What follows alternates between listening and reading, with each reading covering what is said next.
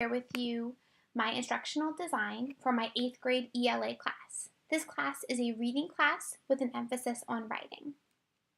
Before I begin, I'd like to give you some information about my learners. This is a picture of some of my learners. I've actually been working with them for several years now. It's been a very rewarding experience as I've been able to see them grow, both personally and academically. Some further information on my learners is I teach in Harlem, New York.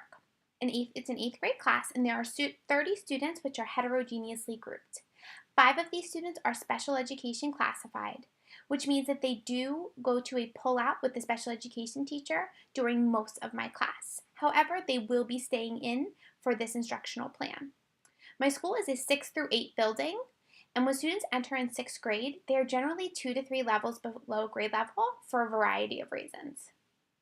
20% of students are on or above reading level, which means the majority of students are actually below reading level in 8th grade.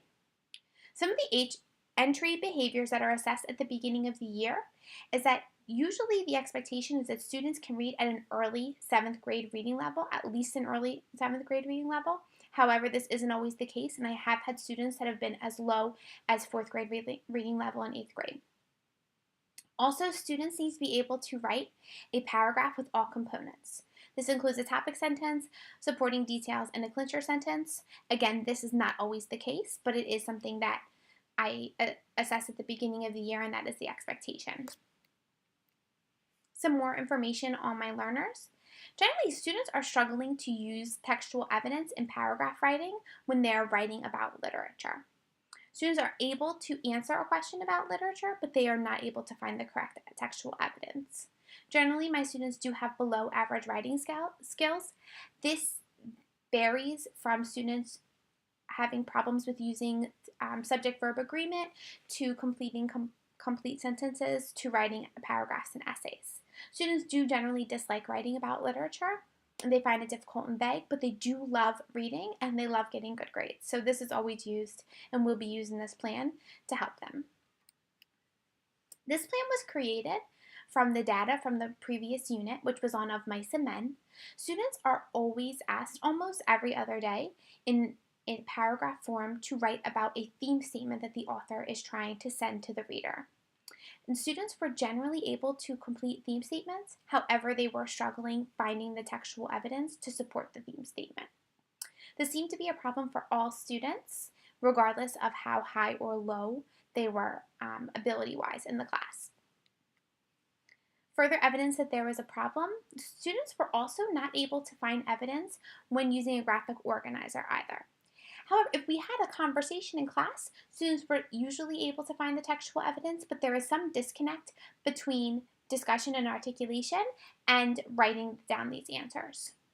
As I said before, students are able to answer the open-ended questions correctly, but they cannot find the right evidence.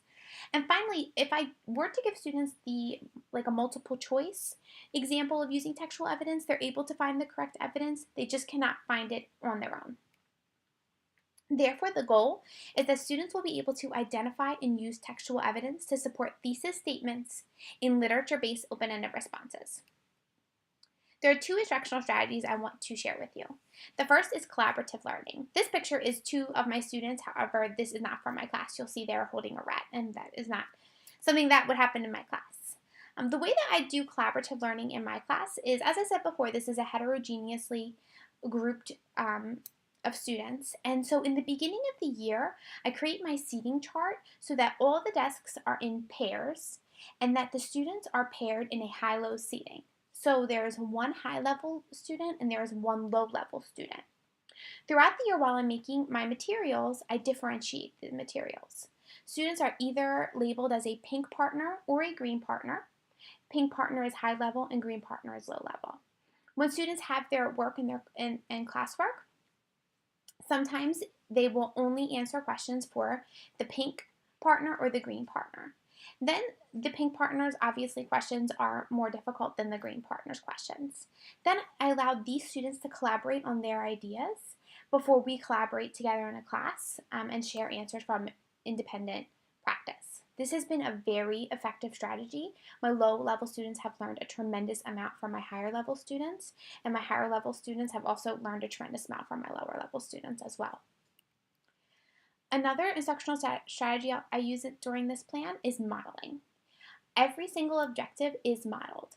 My lessons are set up in an I do, we do, you do format, which means that the I do is the modeling section of the class where I am modeling for the students. The we do is when either we're working together as a class or students are working in partners. And then finally, the you do is the independent practice. During the model, I also incorporate a think aloud with annotations. So I'm not just showing students what they need to know for the objective, but I'm also telling them how I'm getting there and what I'm thinking about when I am getting to my answers. I have students annotate my thoughts around the model each day, and then they're able to use the model with the annotations as an example when they're completing their assignments. Assessments throughout the unit are pre-test. There will be a pre-test that's followed up with a conference. The pre-test will be some sort of written response, and the conference is a very essential part of this assessment, as it does allow students time to discuss with me their goals and what they need to do to get there. The formative assessments are generally classwork and discussions. And then the summative assessment, there will be a paragraph writing in the middle of the unit. And then at the end, there will be a final assessment that is writing a literature-based paragraph. The final assessment is broken up into two parts. There will be a final draft of the quiz, so we will draft that throughout the unit. And then there will be an on-demand literature response at the end, which will be completed in class. And that will be given on the last day of the unit. Students will have the opportunity to revise and edit this if it seems necessary and fair. So students will be asked the question about completing what is the author's theme statement and then finding two pieces of evidence to support that. This is an example of the rubric that I use to grade their responses. The rubric this is for the thesis, and you'll see that each section is broken down. I try to be as clear and concise as possible so students know exactly what they need to do to earn all of the points. This is part of the rubric that is how the evidence will be graded, and this is actually counted twice for each piece of evidence, but again, I just try to be very clear and concise.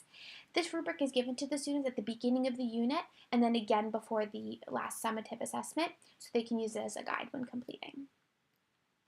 I will know my plan is successful if the data on my final summative assessment is positive. I hate to rely on one summative assessment. However, it is a clear indication most times of how students are performing and therefore if my plan was successful. Formative assessments will also be taken into account to determine if my plan is successful, but really the data will have the most weight. So 3 things that I've learned throughout this instructional design and using the systems approach is that it's important to create a holistic approach where all parts of the system do support one another. Every single thing that we do in class is a system, and it's important that everything works and functions to help each other. And finally, just to make sure that I provide the needed information for students and that there are no distractors and they're learning exactly what they need to be successful and to meet their instructional goal. Thank you very much for taking the time to view my presentation.